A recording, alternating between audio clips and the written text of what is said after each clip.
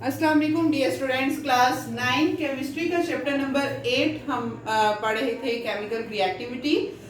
उसमें हमने first lecture में मेटल्स को डिस्कस किया, मेटल्स क्या हैं और उनको कैटेगराइज किया गया था और on the basis of their reactivity उनकी हमने कैटेगरीज देखी। आज हम पढ़ने जा रहे हैं physical properties and chemical properties of metals कि मेटल्स जो हैं उनकी फिजिकल प्रॉपर्टीज कैसी हैं। फिजिकल प्रॉपर्टीज मतलब वो फिजिकली कैसे दिखाई देते हैं, हार्ड है, डेंस है, सॉफ्ट है, क्या है वो, उनमें वो फिजिकल प्रॉपर्टीज हैं। केमिकल प्रॉपर्टीज मीन वो जो केमिकल रिएक्शंस शो करेंगे विद अदर सब्सटेंसेस, वो उसकी होती हैं केमिकल प्रॉपर्टीज। फिजिकल प्रॉपर्टीज की बात करें हम तो मेटल की फिजिकल प्रॉपर्टीज को समझने के लिए आपको आप आयरन जैसे एक मेटल है तो आप आयरन को इमेजिन कर लें। आयरन की सबसे पहली प्रॉपर्टी क्या है कि आयरन क्या है, हार्ड है, दे आर हार्ड। ये पहली प्रॉपर्टी हो गई। जितने भी मेटल्स हैं वो सारे के सारे हार्ड होते हैं, लेकिन सोडियम और पोटाशियम के अलावा, एक्सेप्ट सोडियम एंड पोटाशियम, जितने भी मेटल्स हैं, you have encountered iron, aluminium, copper, zinc, वो सारे के सारे मेटल्स जो है ये हार्ड हैं except sodium and potassium. Sodium बहुत सॉफ्ट है, सिल्वरी व्हाइट मेटल होता है, बहुत सॉफ्ट मेटल होता है, बहुत रिएक्टिव मेटल होता है। पोटाशियम भी इसी तरह से बहुत सॉफ्ट मेटल है कि हम इजीली उसको नाइफ के साथ काट सकते हैं, इतना सॉफ्ट होता है। तो ये they are hard except sodium and potassium. उसके बाद हम दूसरी प्रॉपर्टी देखें तो हमने जितने भी मेटल्स देखे हैं, सोडियम मैंने आपको बताया कि ये है सॉफ्ट, हम इसको नाइफ के साथ काट सकते हैं, लेकिन it is existing in solid form. Potassium भी सॉलिड फॉर्म में है। आयरन जो है वो किस फॉर्म में है, सॉलिड फॉर्म में है। कॉपर सॉलिड फॉर्म में है, zinc solid form, aluminium solid form है।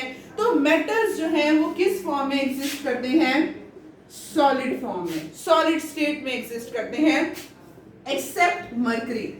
मरकरी के अलावा, मरकरी लिक्विड जो थर्मोमीटर में भी पाया जाता है, मरकरी के अलावा बाकी जितने भी मेटल्स हैं वो सारे के सारे सॉलिड स्टेट में एग्जिस्ट करते हैं। अब आयरन है, आयरन को हम पिघलाना चाह रहे हैं, लोहे को पिघलाना चाह रहे हैं, तो क्या होगा, उसमें टेम्परेचर ज्यादा लगेगा ना उसको पिघलाने में, हमें ज्यादा हीट चाहिए होगी। तो दूसरी प्रॉपर्टी हम मेटल की ले सकते हैं, they have high melting and boiling point, कि जो मेटल्स हैं उनका मेल्टिंग पॉइंट और बॉइलिंग पॉइंट हाई होता है। क्यों हाई होता है, इस वजह से क्योंकि जो मेटल्स हैं ये मेटालिक बॉन्डिंग शो करते हैं। मेटालिक बॉन्डिंग शो करते हैं जिसमें हमारे पास इलेक्ट्रॉन का एक पूल होता है, उसमें जो पॉजिटिवली चार्ज न्यूक्लियस है वो फ्लोट कर रहा होता है और एंड ऑल दैट। तो इस वजह से जो मेटल्स हैं एक तो ये सॉलिड है, इस वजह से ये हाई मेल्टिंग और बॉइलिंग पॉइंट इनका होता है। उसके अलावा जो अगली प्रॉपर्टी है वो ये है कि मेटल्स बहुत ज्यादा डेंस होते हैं, इनकी डेंसिटी बहुत ज्यादा होती है। जैसे हम जितने भी मेटल्स हैं हम उनको देखें तो वो गाढ़े ही होते हैं, वो डेंस ही होते हैं। तो मेटल्स जो है उनकी डेंसिटी बहुत हाई होती है, high melting and boiling point है, हाई डेंसिटी है, सॉलिड है, सॉफ्ट हार्ड है। उसके बाद हम अगली प्रॉपर्टी देखें तो they show metallic lustre. Iron है या कोई भी दूसरा मेटल है, हम उसको देखें तो वो चमकता दिखाई देता है हमें, उनकी जो सरफेस होती है वो शाइनी होती है। तो they show metallic lustre. Metallic lustre ही बेसिकली क्या होता है कि ये मेटल की प्रॉपर्टी होती है कि वो कितना लाइट को रिफ्लेक्ट कर रहे हैं, जितना लाइट को रिफ्लेक्ट करेंगे वो उतने ज्यादा शाइनी जो है वो उनकी सरफेस होगी। तो मेटल्स जो है ये मेटालिक लस्टर शो करते हैं। आखिरी प्रॉपर्टी ये है, अब देखें हम आयरन को देख लें या हम एल्यूमिनियम को देख लें तो हम उसको शीट्स में भी चेंज कर सकते हैं, डिफरेंट फॉर्म्स में चेंज कर रहे होते हैं। हम कॉपर है, कॉपर को हम वायर्स में चेंज कर रहे होते हैं, उसकी तारे बना रहे होते हैं, पतली से पतली तारे उसकी बना रहे होते हैं। तो ये भी मेटल की प्रॉपर्टी है कि मेटल्स जो हैं उनको हम शीट्स में भी ड्रॉन कर सकते हैं, हम उनकी शीट्स भी पतली पतली बना सकते हैं। जैसे टिन है, टिन की शीट्स बना रहे हैं, कैंस में यूज कर रहे हैं। आयरन है, उसको शीट की फॉर्म में या किसी फॉर्म में भी हम उसको यूज कर रहे हैं। तो कॉपर है, उसको हम वायर्स की फॉर्म में यूज कर रहे हैं। क्रोमियम है, वायर्स की फॉर्म में यूज कर रहे हैं। तो ये भी एक मेटल की प्रॉपर्टी है क्योंकि कि हम उनको इजीली, क्योंकि वो मेटालिक लस्टर शो करते हैं, इजीली ब्रेकेबल भी हैं, तो हम उनको इजीली शीट्स में भी ड्रॉ कर सकते हैं, और हम उनको वायर्स में रोल करना चाह रहे हैं तो हम वो भी कर सकते हैं। तो ये जो मेटल की प्रॉपर्टी होती है जिसके जरिए हम उसको शीट में, कोई भी मेटल है उसको हम शीट में चेंज कर सकते हैं, this property is known as malleability. कि हम कहते हैं ये मेटल मेलेबल है, जैसे आयरन है, iron is malleable, aluminium is malleable. Why?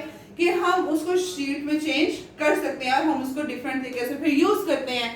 इसी तरह से सेकेंड प्रॉपर्टी जो हमने कहा कि मेटल है, जैसे कॉपर है, उसको हम वायर में भी चेंज कर लेते हैं, रोल कर लेते हैं, तो उस प्रॉपर्टी को हम कहते हैं डक्टाइलिटी।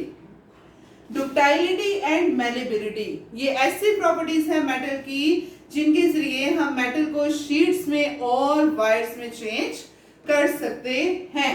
तो that was all about physical properties of metal. कि हमने क्या पढ़ी, जस्ट आपने आयरन को अपने सामने रखना है और उस आयरन की प्रॉपर्टीज देखनी है कि आयरन चमक रहा है, it is showing metallic lustre. Iron को हम जो है वो शीट में भी चेंज कर लेंगे। हम लोहे की तारे भी बना रहे होते हैं, it is malleable and ductile. हम आयरन जो है वो सख्त है, मेटल्स आर हार्ड। आयरन जो है इसको मेल्ट करना, बॉयल करना मुश्किल है, उसके लिए हमें ज्यादा टेम्परेचर चाहिए, high melting and boiling point.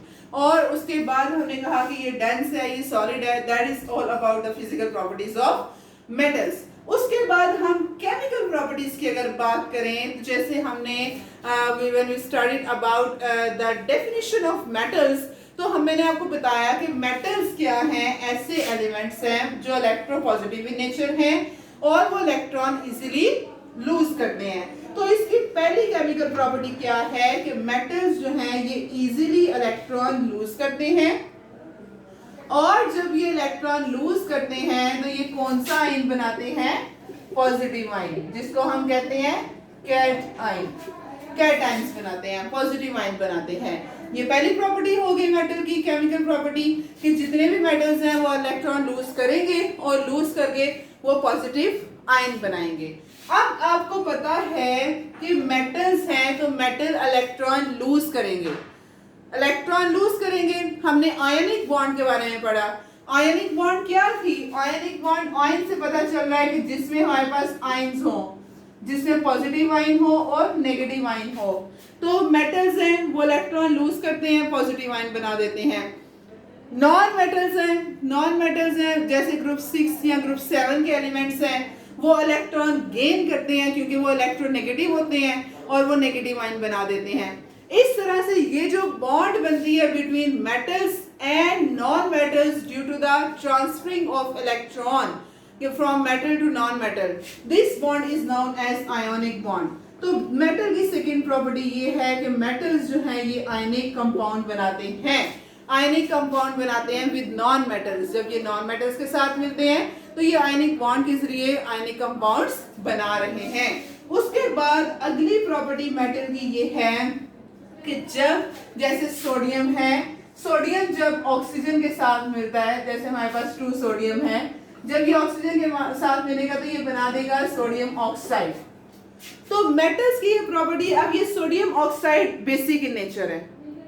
Basic in nature किस तरह से है कि ये जब भी किसी एसिड के साथ मिलेगी, जैसे सोडियम है हमारे पास, सोडियम ऑक्साइड है, जब भी ये HCl के साथ फॉर एग्जांपल मिलती है तो ये हमारे पास सोडियम क्लोराइड साल्ट बनाती है और साथ वाटर बनाती है। तो इस तरह से ये बेसिक ऑक्साइड है।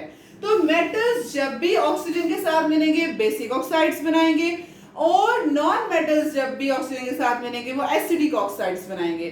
बेसिक ऑक्साइड मैंने आपको बताया है, बेसिक ऑक्साइड किस तरह से है कि ये बेसिक ऑक्साइड जब किसी एसिड के साथ मिलती है तो ये साल्ट बनाती है, न्यूट्रल बनाती है, तो इस वजह से ये बेसिक ऑक्साइड है। उसके बाद अगली प्रॉपर्टी बेसिक ऑक्साइड की हो गई।